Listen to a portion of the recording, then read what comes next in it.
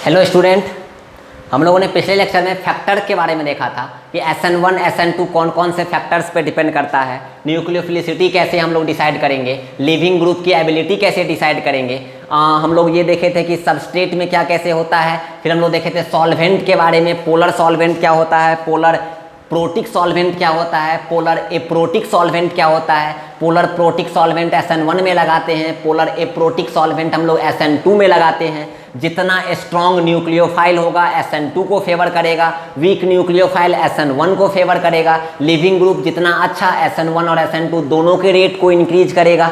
Clear. अगर leaving group same है तो हम लोग न्यूक्लियोफाइल को देखेंगे कि कौन न्यूक्लियोफाइल स्ट्रॉन्ग, कौन न्यूक्लियोफाइल बेस।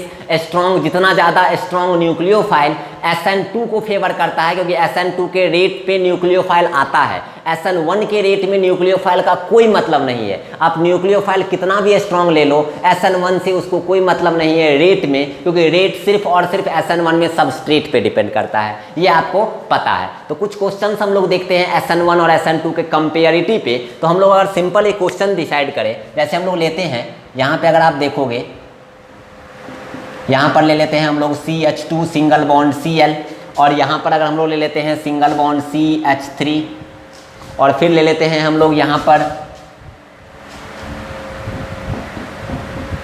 भी हम लोग CH2 Cl, और यहाँ पर ले लेते हैं C सिंगल बॉन्ड C, और यहाँ पर ले लेते हैं CH3।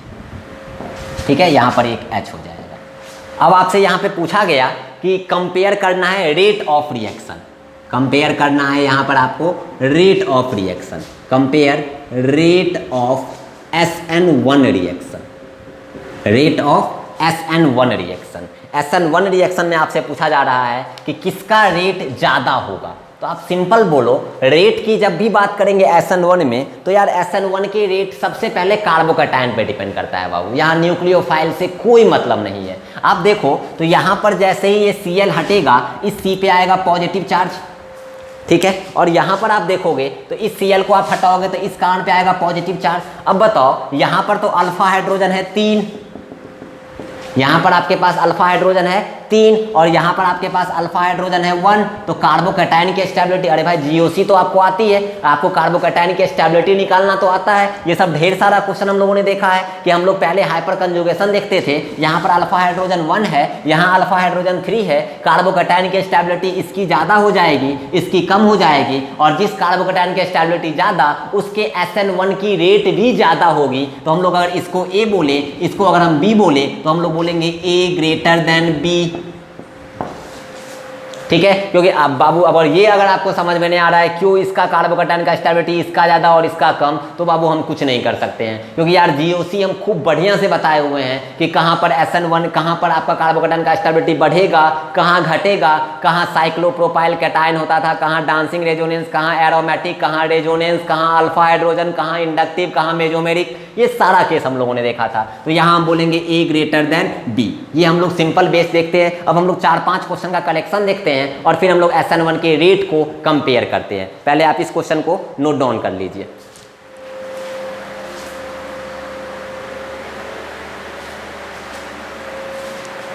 चलिए हम लोग इस क्वेश्चन को देखें तो सबसे पहले आप ये देखोगे, यहाँ पर आपका टर्सरी कार्बोकैटायन यहाँ भी बनेगा, Cl हटेगा। अरे बाबू ये CH3 है, इतना तो आप समझ रहे होंगे।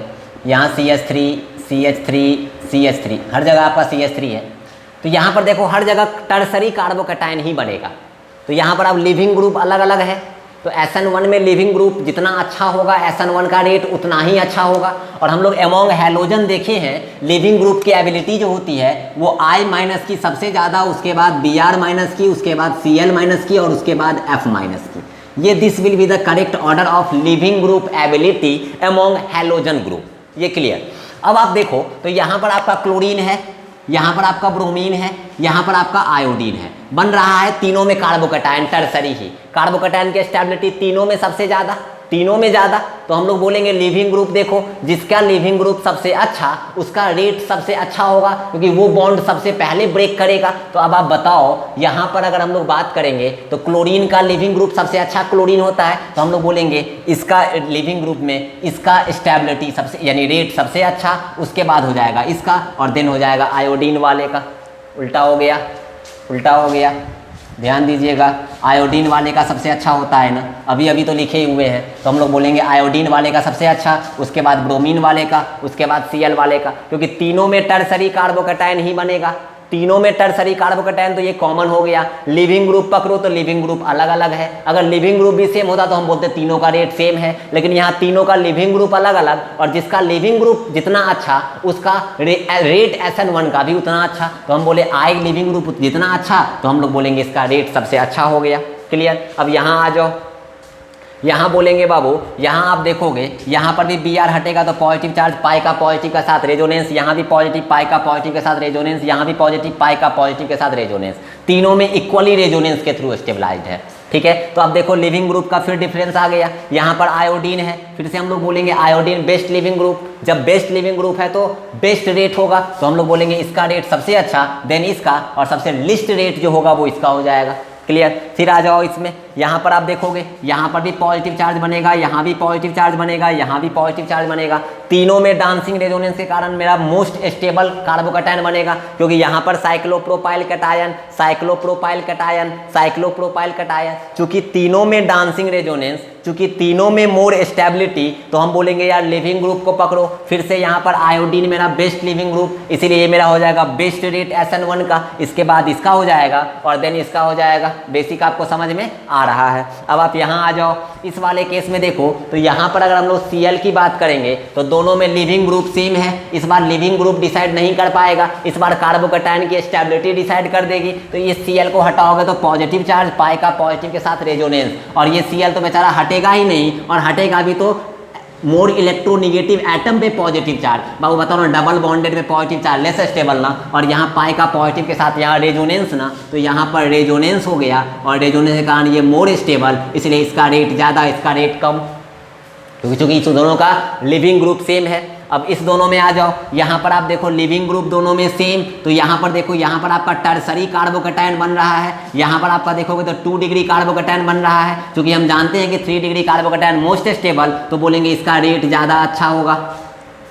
अब आप यहाँ देखो, इस दोनों में देखोगे, इस दोनों में आप देखो लिविंग ग्रुप की एबिलिटी, तो लिविंग ग्रुप की एबिलिटी में देखोगे तो ये मेरा O पे माइनस हटेगा, बाहर जाएगा, तो ये बनेगा मेरा CH3 डोनर, और ये CF3 मेरा एक्सेप्टर, इलेक्ट्रॉन विड्रॉइंग ग्रुप इसके साथ लगा है, जितना ज़्यादा इलेक्ट्रॉन विड्रॉइंग ग्रुप उतना ज़्यादा खींचने में हेल्प करेगा। ये तो मेरा इलेक्ट्रॉन डोनेटिंग ग्रुप, तो ये इससे खराब लिविंग ग्रुप, क्योंकि तीनों में दोनों में टर्सरी कार्बोकैटायन ही बनेगा, लेकिन लिविंग ग्रुप अलग अलग, यहाँ पर इलेक्ट्रॉन विड्रॉइंग लगा है CF3, इसके आने के कारण ये मेरा अच्छा लिविंग ग्रुप, इसीलिए अच्छा रेट, इसीलिए इसका रेट SN1 में ज़्यादा और इसका रेट SN1 में कम हो जाएगा। बेसिक आपको कंडीशन समझ में आया, इसको आप नोट डाउन कर लीजिए। कोई भी दिक्कत हो बेहिचक आप व्हाट्सएप पे पूछो यार, कोई भी पूछ सकते हो, कोई भी क्वेश्चन पूछ सकते हो, क्वेश्चन बस मैसेज कर देना, आपको हम आराम से उसको रिप्लाई कर देंगे। ठीक है, नंबर आपको पता है 8521813831, ये नंबर आप ले लेना और इस नंबर पे आप आराम से क्वेश्चन पूछ लो। व्हाट्सएप नंबर है मेरा, कभी भी क्वेश्चन आप पूछोगे हम उसको रिप्लाई 1 दिन नहीं 2 दिन में कभी ना कभी हम रिप्लाई जरूर कर देंगे। रात में जनरली ज़्यादा रिप्लाई करेंगे, ठीक है, जब कभी फ्री होंगे। तो इस सब चीज़ को ध्यान देना। कभी भी आप देखो, अगर कार्बोकैटायन की स्टेबिलिटी सेम हो रही है तो आप लिविंग ग्रुप को पकड़ो, और अगर लिविंग ग्रुप सेम हो रहा है तो कार्बोकैटायन की स्टेबिलिटी को पकड़ो, क्योंकि SN1 में बस इसी दोनों पे हम लोग केस करेंगे। SN1 में न्यूक्लियोफाइल पे कोई फैक्टर ही नहीं होता है बाबू, क्योंकि SN1 के रेट में न्यूक्लियोफाइल आता ही नहीं है। हम लोगों ने पढ़ा ही है SN1 के रेट ऑफ रिएक्शन में, rate directly proportional to only substrate, that's why ना order 1 molecularity 1, that's called SN1। Full name of SN1 will be SN1 will be unimolecular nucleophilic substitution reaction. इसको आप नोट डाउन कर लो, और then 1-2 question और देखते हैं SN1 के rate पे। चलिए इसमें देख लीजिएगा आप, इसमें अगर आप ध्यान दीजिएगा तो आप देखो यहाँ पर टर्सरी कार्बोकैटायन बनेगा, यहाँ भी आपका टर्सरी कार्बोकैटायन बनेगा, लेकिन यहाँ CF3 होने के कारण ये मेरा एक्सेप्टर लगा हुआ है, यहाँ CH3 के कारण यहाँ डोनर लगा हुआ है, तो हम बोलेंगे ये मेरा क्या हो गया, तो ये हम बोलेंगे ये मेरा वीक लिविंग ग्रुप है, और ये मेरा क्या हो गया, ये मेरा स्ट्रॉन्ग लिविंग ग्रुप है। तो हम लोग बोलेंगे कि स्ट्रॉन्ग लिविंग ग्रुप होने के कारण ये मेरा ज़्यादा रेट इसका होगा SN1 में, और इसका रेट कम हो जाएगा, क्योंकि लिविंग ग्रुप जब किसी में भी SN1 में हो या SN2 में हो, लिविंग ग्रुप जिसमें भी अच्छा होगा रेट अच्छा ही करेगा, क्योंकि बॉन्ड तो दोनों में टूटना है बाबू। ठीक है, यहाँ पे देखोगे तो इस C पे प्लस चार्ज, यहाँ देखोगे इस C पे प्लस चार्ज। रेट में रीअरेंजमेंट मत करना, कभी भी ये मत करना कि सर रेट में रीअरेंजमेंट कर देते सर, साइक्लो आप बताए हैं सर रीअरेंजमेंट बताइए आज, तो इसका हम औजार लगा देंगे कि सर यहाँ पे 1 2 हाइड्रेट मारेंगे प्लस आएगा, डांसिंग हो जाएगा, मस्त हम लोग भी नाचेंगे।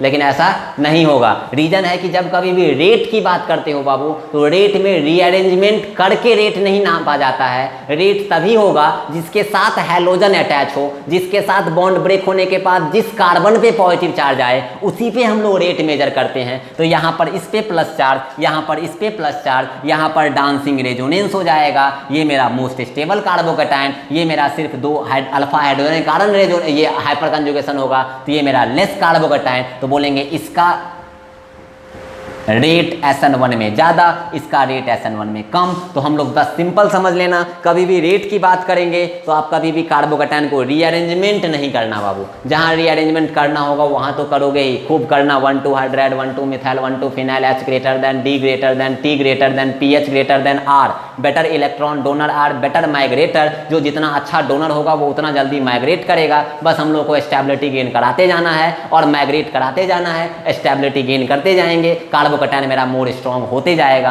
तो हम लोग इसको SN1 के रेट को देख लिए। अब हम लोग थोड़ा न्यूक्लियोफाइल के बेस पे SN1 को देखेंगे। तो हम लोग पहले इसको नोट डाउन कर लेते हैं।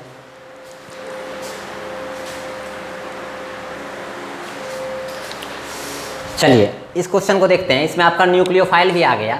तो हम लोग जान रहे हैं कि यहाँ पर ये पोलर प्रोटिक सॉल्वेंट है, ये मेरा पोलर प्रोटिक सॉल्वेंट है, ये न्यूक्लियोफाइल है। हम लोग SN1 की अभी बात कर रहे हैं, ये हम लोग अभी SN1 की बात कर रहे हैं। तो आप समझिएगा कि यहाँ पर तो पोलर प्रोटिक सॉल्वेंट ही दे दिया गया और यहाँ पर न्यूक्लियोफाइल दिया गया, यहाँ सॉल्वेंट अभी नहीं दिया गया है। तो हम लोग बोल सकते हैं कि जहाँ पर अगर आपका न्यूक्लियोफाइल नहीं दिया हो, पोलर प्रोटिक सॉल्वेंट ही है, तो हम लोग बोलेंगे कि सॉल्वेंट ही मेरा न्यूक्लियोफाइल का भी काम करने लगेगा। क्योंकि यार यहाँ पर जैसे ही H+ जाएगा तो OH- और OH- यह भी पोलर प्रोटिक सॉल्वेंट था और यही OH- मेरा न्यूक्लियोफाइल भी काम करेगा। तो जब जिसका कोई नहीं उसका सॉल्वेंट हो जाएगा। तो अगर कुछ नहीं दिया हुआ है तो यही मेरा न्यूक्लियोफाइल OH- काम कर जाएगा। और जहाँ कहीं भी अगर न्यूक्लियोफाइल की बात करेंगे, जैसे यहाँ पर न्यूक्लियोफाइल है, जैसे यहाँ पर न्यूक्लियोफाइल है, तो हम लोग बोलेंगे कि यहाँ पर न्यूक्लियोफाइल है। तो यहाँ पर हम लोग कभी भी सॉल्वेंट की बात नहीं करेंगे। सॉल्वेंट मेरा वहाँ पर न्यूक्लियोफाइल की तरह काम करेगा जहाँ पर न्यूक्लियोफाइल मेंशन नहीं किया गया है। जिसका कोई नहीं उसका सॉल्वेंट होता है। यहाँ इसका कोई नहीं है तो हम बोलेंगे इसका सॉल्वेंट है। अब देखो सिंपल, अब बोलेंगे ये मेरा टर्सरी कार्बोकैटायन बनाएगा, ये भी मेरा टर्सरी कार्बोकैटायन बनाएगा। यहाँ पर आपका न्यूक्लियोफाइल का SN1 के साथ कोई मतलब नहीं है। SN1 का न्यूक्लियोफाइल के साथ इसीलिए मतलब नहीं है रेट से, रीजन है कि रेट में सिर्फ और सिर्फ सबस्ट्रेट आता है। सबस्ट्रेट जितना अच्छा, जितना ज़्यादा, रेट उतना ही ज़्यादा हो जाएगा, क्योंकि rate directly proportional to substrate के होता है। लेकिन SN1 में न्यूक्लियोफाइल का रेट के साथ कोई मतलब नहीं होगा। तो यहाँ भी टर्सरी कार्बोकैटायन, यहाँ भी टर्सरी कार्बोकैटायन, लेकिन लिविंग ग्रुप में बोलेंगे यार यहाँ पर क्लोरीन, यहाँ ब्रोमीन, ब्रोमीन वाला अच्छा, क्लोरीन वाला कम, लिविंग ग्रुप। तो बोलेंगे B ग्रेटर देन A हो जाएगा। हम लोग बोलेंगे B वाला ज़्यादा हो जाएगा, यानी B ग्रेटर देन A हो जाएगा। यहाँ आप देखोगे यहाँ भी पोलर प्रोटिक सॉल्वेंट लिया गया है, यहाँ भी पोलर प्रोटिक सॉल्वेंट, ये भी मेरा पोलर प्रोटिक सॉल्वेंट, ये भी मेरा polar protic solvent. Polar protic solvent वैसा सॉल्वेंट जो H+ देने में आसानी हो जिसको, और जो इलेक्ट्रोनिगेटिविटी का डिफरेंस भी रखता हो, मतलब वैसा हाइड्रोजन जो मोर इलेक्ट्रोनिगेटिव एटम के साथ अटैच हो, वो कहलाएगा पोलर प्रोटिक सॉल्वेंट। ठीक है। अब यहाँ देखो ये मेरा टर्सरी बनाएगा और ये मेरा सेकेंडरी बनाएगा, तो ये मोर स्टेबल, तो ये इसका रेट ज़्यादा, तो बोलेंगे यहाँ पर A ग्रेटर देन B हो जाएगा। थर्ड वाले में आ जाओ, थर्ड वाले में ये 1m कहने का मतलब ये कंसंट्रेशन लिखा हुआ है, यहाँ पर कंसंट्रेशन दोगुना कर दिया गया है, यहाँ पर आपका जो है सो न्यूक्लियोफाइल को भी दोगुना कर दिया गया है। तो बताओ SN1 में क्या न्यूक्लियोफाइल से कोई मतलब है? आप बोलोगे सर न्यूक्लियोफाइल को 4 गुना कर दो, न्यूक्लियोफाइल को तुम स्ट्रॉन्ग कर दो, SN1 के रेट में कोई फर्क नहीं पड़ने वाला है, क्योंकि रेट न्यूक्लियोफाइल से इंडिपेंडेंट होता है, सिंपल। तो यहाँ बताओ, यहाँ पर हाँ कंसंट्रेशन से मतलब होता है, कंसंट्रेशन का सबस्ट्रेट के कंसंट्रेशन से मतलब होता है, न्यूक्लियोफाइल के कंसंट्रेशन से कोई मतलब नहीं। तो यहाँ पर कंसंट्रेशन कम और यहाँ पर कंसंट्रेशन ज़्यादा, तो जहाँ पर कंसंट्रेशन ज़्यादा वहाँ पर SN1 का रेट ज़्यादा हो जाएगा। तो चूंकि यहाँ पर कंसंट्रेशन ज़्यादा है इसीलिए बोलेंगे यहाँ पर SN1 का रेट भी ज़्यादा होगा। इसीलिए अगर इसको A बोलेंगे, इसको B बोलेंगे, तो B का रेट ज़्यादा, इसीलिए B ग्रेटर देन A हो जाएगा।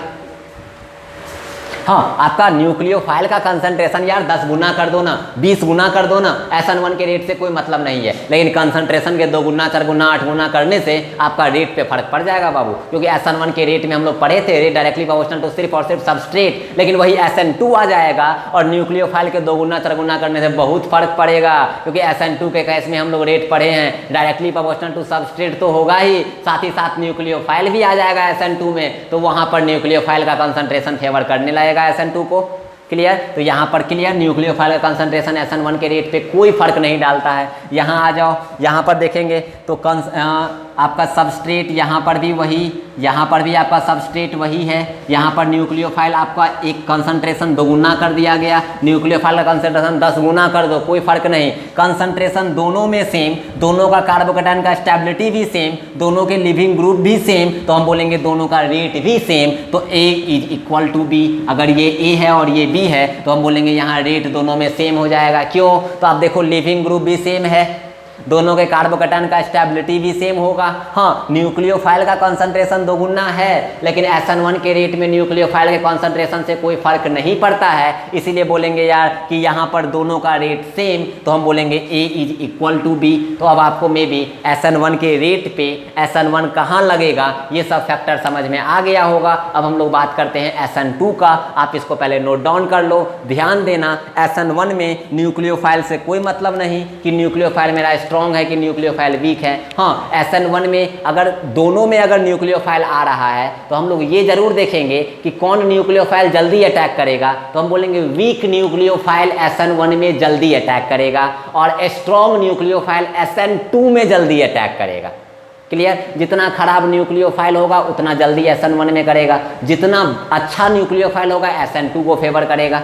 लिविंग ग्रुप दोनों में अच्छा होगा तो दोनों के रेट को बढ़ाएगा। SN1 के रेट में न्यूक्लियोफाइल से कोई मतलब नहीं है। तो ये बेसिक कंडीशन हो गया, इसको आप नोट डाउन कर लो, फिर हम लोग आगे और मूव करते हैं।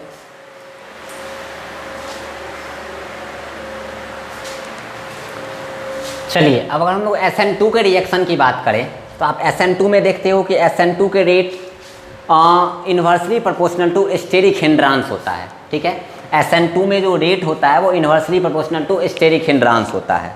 तो और SN2 का रेट जो होता है वो न्यूक्लियोफाइल पे भी डिपेंड करता है। तो यहाँ पर हम लोग सिंपल पहले SN2 के रेट पे डिसाइड करते हैं। तो यहाँ देखोगे ये मेरा टर्सरी है, ये मेरा सेकेंडरी है और ये मेरा प्राइमरी, ये बाबू CH3 है, CH3 CH2Cl।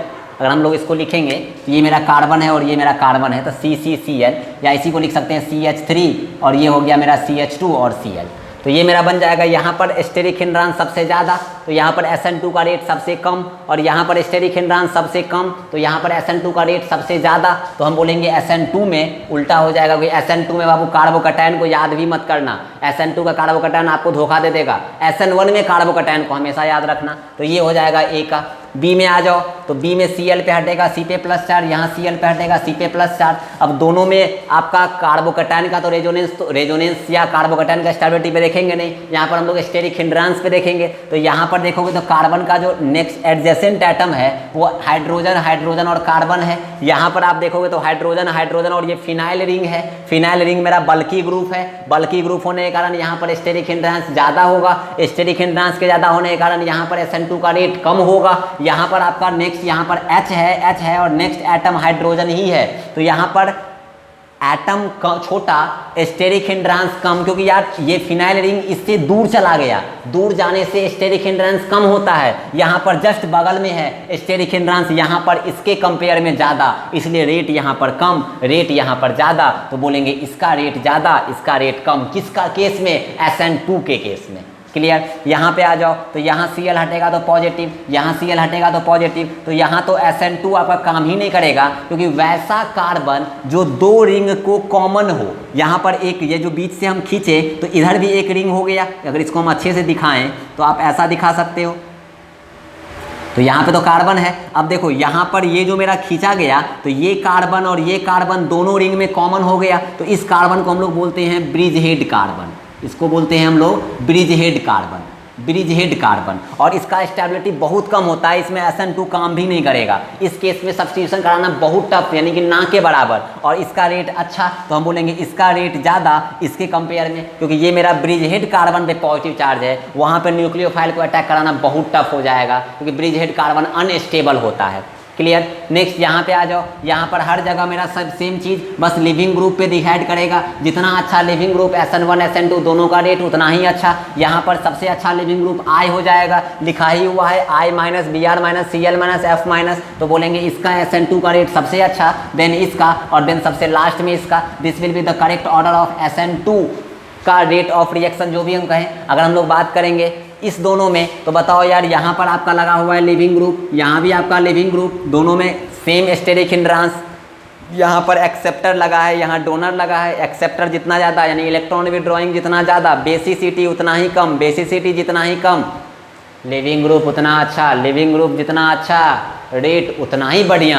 तो हम बोलेंगे यहाँ पर अगर A ले लेते हैं, यहाँ पर B ले लेते हैं, बोलेंगे B greater than A। This will be the correct order of rate of reaction of SN2 reaction among this A and B, because in B acceptor will present, because in A donor will present. Acceptor will increases the ability of leaving group and donor will decreases the ability of leaving group, and when acceptor will present then basicity will decreases, and when basicity will decreases then living group ability will increases. That's why here B will be most rate of reaction in SN2 compared to A. Clear. इसको आप note down कर लो, और then हम लोग अब next question करते हैं, और भी जिसमें न्यूक्लियोफाइल भी इंट्रोड्यूस करेगा। पहले आप इसको नोट डाउन कर लो।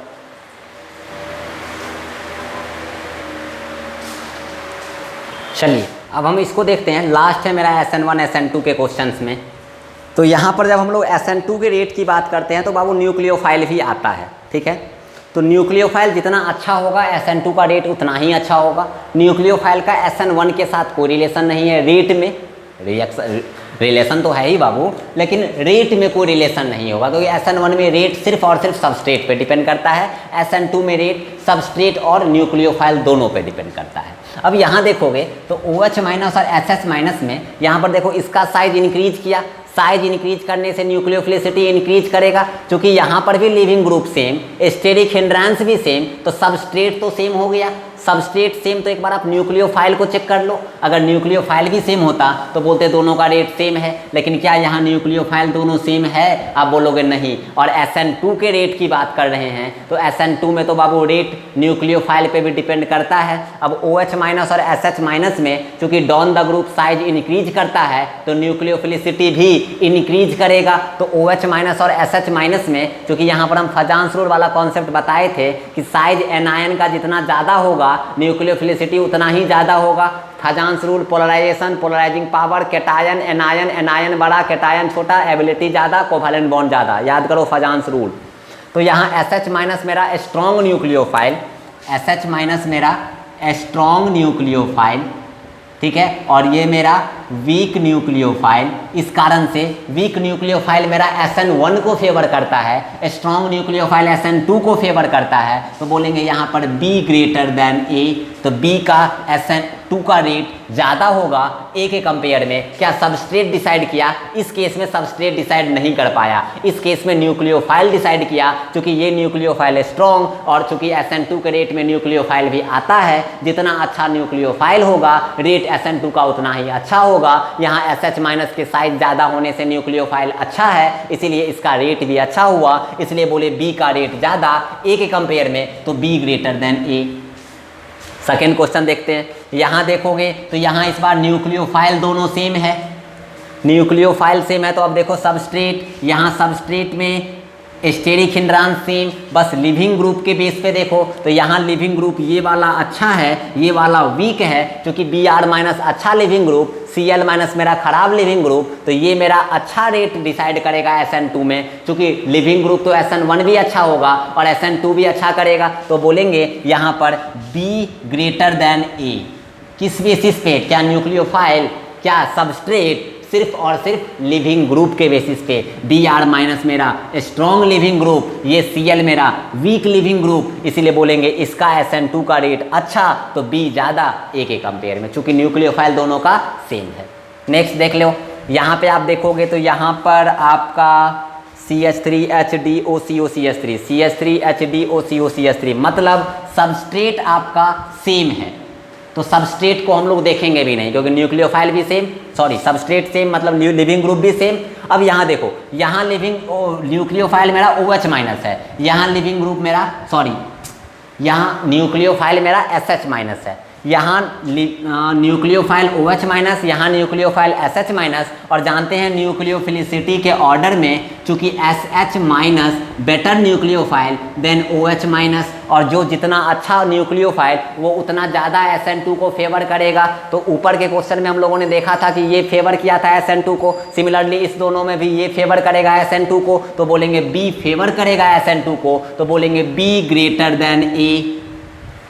क्लियर, अभी तक तीनों में B ग्रेटर देन A आ गया। अब यहाँ आ जाओ, यहाँ अब कंसंट्रेशन पे भी बात आने लग गई, क्योंकि यार न्यूक्लियोफाइल भी SN2 में फेवर करता है रेट को। तो हम लोग देखेंगे न्यूक्लियोफाइल का कंसंट्रेशन जितना ज़्यादा SN2 का रेट उतना ज़्यादा। अभी तक SN1 में सिर्फ हम लोग कंसंट्रेशन सबस्ट्रेट का देखते थे। यहाँ पर देखो सबस्ट्रेट सेम है, सबस्ट्रेट यहाँ भी सेम, न्यूक्लियोफाइल सेम है, यहाँ भी न्यूक्लियोफाइल सेम, लेकिन कॉन्सेंट्रेशन अलग अलग। यहाँ कॉन्सेंट्रेशन सबस्ट्रेट का दोनों का सेम, लेकिन न्यूक्लियोफाइल का कॉन्सेंट्रेशन ऊपर वाले में कम, नीचे वाले में ज़्यादा। जितना ज़्यादा कॉन्सेंट्रेशन न्यूक्लियोफाइल का होगा, चूँकि SN2 के रेट में न्यूक्लियोफाइल का भी रिस्पॉन्सिबिलिटी है, क्योंकि जितना अच्छा न्यूक्लियोफाइल, जितना ज़्यादा कॉन्सेंट्रेशन न्यूक्लियोफाइल का, रेट SN2 का उतना ही ज़्यादा। चूँकि दोनों न्यूक्लियोफाइल सेम, लेकिन इस न्यूक्लियोफाइल का कॉन्सेंट्रेशन ज़्यादा, इसीलिए इस कंपाउंड में, इस स्पेसीज में, इस रिएक्शन में SN2 का रेट ज़्यादा होगा, cause of concentration of nucleophile, because we know that in case of SN2 reaction rate directly proportional to substrate as well as nucleophile. That's why order will be 2, molecularity will also 2. That's why we called SN2 bimolecular nucleophilic substitution reaction. So we can say rate of reaction in among A and B, then B will most reactive than A because of concentration of nucleophile in case of SN2 reaction. तो हम बोलेंगे B का rate SN2 के case में ज़्यादा, A के compare में, चूँकि यहाँ पर न्यूक्लियोफाइल ज़्यादा कॉन्सेंट्रेशन में है, सबस्ट्रेट दोनों में सेम है, न्यूक्लियोफाइल भी सेम है, कॉन्सेंट्रेशन अलग अलग। जिस न्यूक्लियोफाइल का कॉन्सेंट्रेशन ज़्यादा, SN2 का रेट ज़्यादा, क्योंकि SN2 में न्यूक्लियोफाइल आता है। बार बार हम बोल रहे हैं, रेट की बात करेंगे SN1 में तो न्यूक्लियोफाइल फेवर नहीं करता है, लेकिन रेट की बात करेंगे SN2 में तो रेट में न्यूक्लियोफाइल आता है। क्लियर, यहाँ आ जाओ, इस वाले केस में देखोगे यहाँ भी सबस्ट्रेट वही है, यहाँ भी सबस्ट्रेट वही है। यहाँ पर आप देखोगे ये न्यूक्लियोफाइल न्यूट्रल, ये nucleophile negative charge carrying. First factor याद करो न्यूक्लियोफिलिसिटी का, जो निगेटिव चार्ज कंटेन करता है वो मेरा अच्छा न्यूक्लियोफाइल न्यूट्रल के कंपेयर में। तो बताओ यार, ये अच्छा न्यूक्लियोफाइल, और जितना स्ट्रॉन्ग न्यूक्लियोफाइल SN2 को उतना ही फेवर करेगा। और हम लोग कंपेयर कर रहे हैं SN2 के रिएक्शन में, तो इस दोनों में ये न्यूक्लियोफाइल स्ट्रॉन्ग और ये स्ट्रॉन्ग न्यूक्लियोफाइल, इसलिए SN2 को ज़्यादा फेवर करेगा। तो अगर हम लोग A और B की बात करेंगे तो B वाला ज़्यादा रेट करेगा SN2 में, तो B ग्रेटर देन A। चूँकि ये मेरा क्या हो रहा है, तो स्ट्रॉन्ग न्यूक्लियोफाइल होने के कारण, स्ट्रॉन्ग न्यूक्लियोफाइल होने के कारण।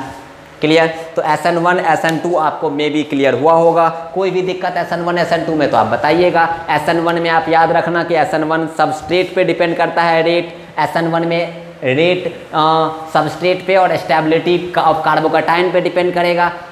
SN2 में हम लोग रेट सबस्ट्रेट पे, साथ ही साथ न्यूक्लियोफाइल पे भी देखते थे। न्यूक्लियोफाइल की बात करेंगे तो जितना अच्छा न्यूक्लियोफाइल SN2 को उतना ही फेवर करेगा, जितना अच्छा लिविंग ग्रुप SN1 को भी अच्छा करेगा और SN2 को भी अच्छा करेगा। तो 4 फैक्टर हम लोगों ने देखा, सबस्ट्रेट को देखा, हम लोगों ने न्यूक्लियोफाइल को देखा, हम लोगों ने लिविंग ग्रुप को देखा, हम लोगों ने सॉल्वेंट को देखा। सबस्ट्रेट हम लोग जानते हैं, न्यूक्लियोफाइल जितना अच्छा होगा SN2 उतना ही अच्छा होगा। न्यूक्लियोफाइल का हम लोग फैक्टर्स देखे, सारा फैक्टर्स याद रखना। सॉल्वेंट में 2 केस याद रखना, एक पोलर प्रोटिक सॉल्वेंट, एक polar aprotic solvent. Polar aprotic solvent जो H+ नहीं दे पाए, पोलर प्रोटिक जो H+ इजिली दे दे। H+ वो हाइड्रोजन जो मोर इलेक्ट्रोनिगेटिव एटम से अटैच हो वो मेरा पोलर प्रोटिक कहलाएगा, और जिसमें पोलैरिटी भी हो। क्लियर, जैसे DMF पोलर एप्रोटिक है, DMSO dimethyl sulphoxide polar aprotic है, एसीटोन पोलर एप्रोटिक है, ईथर पोलर एप्रोटिक है, लेकिन ROH पोलर प्रोटिक है, HOH पोलर प्रोटिक है, RSH पोलर प्रोटिक है, PHOH पोलर प्रोटिक है। ये सब सारा मेरा पोलर प्रोटिक है। तो पोलर प्रोटिक SN1 को फेवर करता है, पोलर एप्रोटिक SN2 को फेवर करता है। यहाँ पर न्यूक्लियोफाइल की बात की है, इस सब सारे केस में वीक स्ट्रॉन्ग न्यूक्लियोफाइल को भी देखें, क्योंकि SN2 का केस देख रहे थे, वही जब हम लोग SN1 का केस देख रहे थे वहाँ पर न्यूक्लियोफाइल के स्ट्रॉन्ग वीक से मतलब ही नहीं था, क्योंकि SN1 में वीक न्यूक्लियोफाइल फेवर करता है और SN2 में स्ट्रॉन्ग न्यूक्लियोफाइल फेवर करता है। जैसे मान लो अगर हम बोलेंगे यहाँ पर अगर हम लोग SN1 के रेट की बात करते हैं, SN2 में तो B ग्रेटर देन A है, SN1 के रेट में बात करते हैं तो बाबू देखो यहाँ पर सेम सबस्ट्रेट है, तो न्यूक्लियोफाइल दोनों में कौन वीक है, तो ऊपर वाला न्यूक्लियोफाइल वीक है, तो वीकर न्यूक्लियोफाइल SN1 को फेवर करता है। तो SN1 के रेट की अगर हम बात करते तो हम बोल देते A ग्रेटर देन B होगा। जैसे यहाँ पे बात करते, यहाँ पर देखो दोनों में सेम सबस्ट्रेट है और यहाँ न्यूक्लियोफाइल में ये न्यूक्लियोफाइल स्ट्रॉन्गर, ये न्यूक्लियोफाइल वीकर है, तो हम लोग अगर SN1 की बात करते तो बोलते A ग्रेटर देन B है। यहाँ पर बात करते तो यहाँ पर SN1 की बात करते तो ये मेरा स्ट्रॉन्गर न्यूक्लियोफाइल, ये मेरा weaker nucleophile, SN1 weaker nucleophile को शो करता है, तो हम बोलेंगे SN1 के रेट में A ग्रेटर देन B हो जाता। यहाँ तो न्यूक्लियोफाइल सेम, तो यहाँ पर तो आपका SN1 का भी वही ऑर्डर होगा जो SN2 का ऑर्डर होगा, ये दोनों सेम हो जाएगा। क्लियर? तो आप आराम से बता सकते हो। इस वाले में भी SN1 का SN2 का रेट जो होगा वो B ग्रेटर देन A है, और SN1 का तो आपका रेट न्यूक्लियोफाइल पे डिपेंड ही नहीं करेगा, तो SN1 का आप A ग्रेटर देन B बोलो या A is equal to B बोल दो SN1 वाले केस में। तो ये सब बेसिक कंडीशन है। आप सारे क्वेश्चन एक बार दिमाग से कॉपी पे लिखो, सारे क्वेश्चन को खुद से सॉल्व करने की कोशिश करो। याद रखना DMF dimethyl formamide, acetone, DMSO dimethyl sulfoxide, ये सब एसीटोन, ये सब सारा ईथर, ये सब सारा मेरा क्या है, पोलर एप्रोटिक सॉल्वेंट है, और ये सब सारा SN2 को फेवर करता है। फिनॉल हो गया, अल्कोहल हो गया, वाटर हो गया, जो भी ये सारा केस है वो मेरा पोलर प्रोटिक है, और ये मेरा SN1 को फेवर करता है। SN1 और SN2 में जहाँ तक मेरे से हुआ हम सारा केस आपको डिस्कस किए। रिटेंशन SN1 में, इन्वर्जन SN1 में, सिर्फ इन्वर्जन SN2 में, रेसमिक मिक्सचर SN1 में, रेसमिक मिक्सचर फॉर्म SN1 में नहीं करेगा। आपका कार्बोकैटायन SN1 में बनेगा, कार्बोकैटायन SN2 में नहीं बनेगा। SN1 SN2 में क्या डिफरेंस था, दो ट्रांजिशन स्टेट SN1 में, एक इंटरमीडिएट SN1 में, दो स्टेप SN1 में, फर्स्ट स्टेप स्लो, इसीलिए स्लो स्टेप को RDS का पूरा नाम रेट डिटरमाइनिंग स्टेप होता है। SN2 में एक ही स्टेप, एक ही ट्रांजिशन स्टेट, इंटरमीडिएट नहीं बनेगा। रेट सबस्ट्रेट और न्यूक्लियोफाइल दोनों, ऑर्डर 2, मोलिकुलरिटी 2, इसीलिए SN2, और SN1 में रेट सिर्फ और सिर्फ सबस्ट्रेट पे, इसीलिए ऑर्डर 1, मोलिकुलरिटी भी 1, इसीलिए SN1 में पोलर प्रोटिक, SN2 में पोलर एप्रोटिक। SN1 में न्यूक्लियोफाइल पे रेट डिपेंड नहीं करेगा, SN2 में रेट न्यूक्लियोफाइल पे डिपेंड करेगा। स्ट्रॉन्ग और वीकर न्यूक्लियोफाइल में वीकर न्यूक्लियोफाइल SN1 को फेवर करता है, स्ट्रॉन्गर न्यूक्लियोफाइल SN2 को फेवर करता है। ये सब सारा कंडीशन आपको समझ में आ गया। सारे क्वेश्चन को एक बार आप खुद से सॉल्व कीजिएगा, बनाइएगा, हम आपको इस पे एक असाइनमेंट दे देंगे, और देन हम लोग नेक्स्ट लेक्चर में पढ़ेंगे इलेक्ट्रोफिलिक एरोमेटिक सब्स्टिट्यूशन रिएक्शन, और फिर ओरिएंटेशन कि बेंजीन के साथ कोई ग्रुप लगा हुआ है तो इलेक्ट्रोफाइल उस ग्रुप के अकॉर्डिंग कहाँ अटैक करेगा। जब कुछ नहीं लगा है तो कहीं अटैक कर जाएगा, लेकिन कोई ग्रुप लगा है तो कहाँ, ओरिएंटेशन मतलब कहाँ कहाँ अटैक करेगा। ये सब सारा नेक्स्ट लेक्चर में हो जाएगा, और देन हम लोग या तो एडिशन या एलिमिनेशन में मूव कर जाएंगे। इसको नोट डाउन कर लीजिए। चलिए, थैंक यू।